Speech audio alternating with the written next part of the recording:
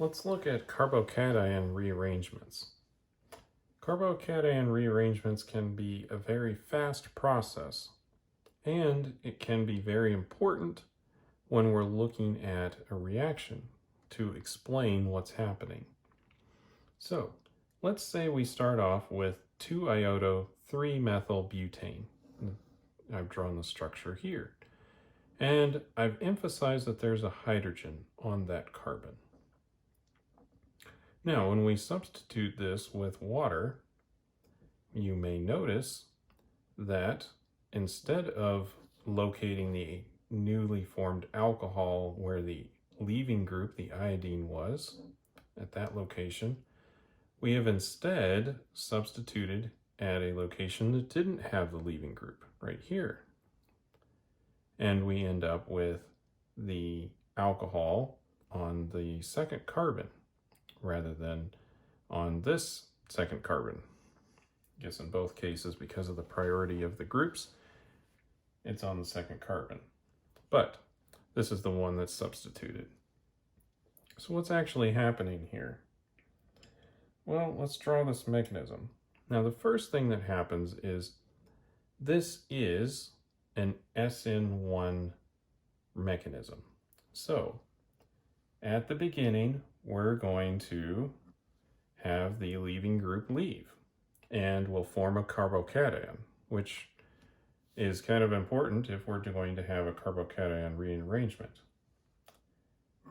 So let's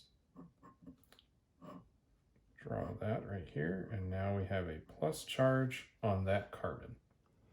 Now, this carbon is a secondary carbon. That one is a tertiary carbon. Now, if we remember anything about carbocation stability, it's that tertiary carbons have more stability for when they have a carbocation.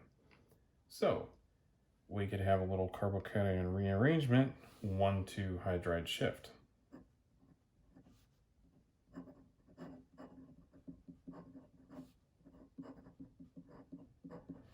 And this process is fairly quick. And when we do that, we will move the carbocation over to this carbon.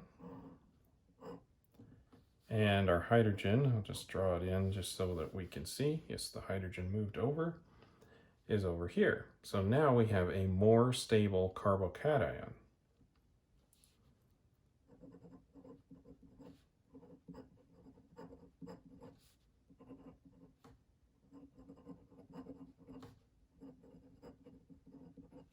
So, more stable carbocation. Then our water can come in and react with the carbocation. So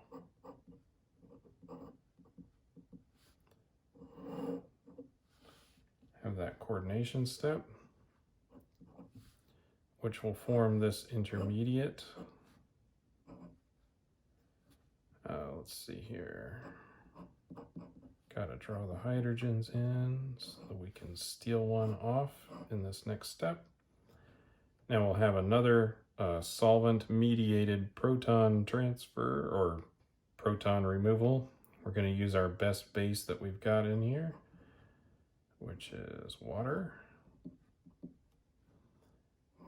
Comes in, steals one of those protons. Those electrons move back onto the oxygen, and we form our product. With the alcohol in a different position than what we would have thought initially.